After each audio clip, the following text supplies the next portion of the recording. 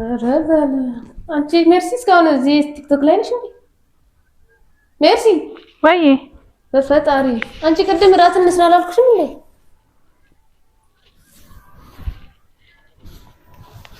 ቀኑን ሙሉ ቲክቶክ ላይ ኧረ በፈጣሪ እራት እኮ ደርሷል።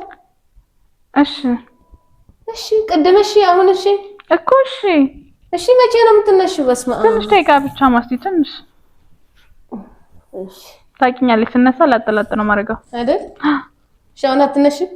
ትንሽ እውነት ውዴ ትንሽ በእናትሽ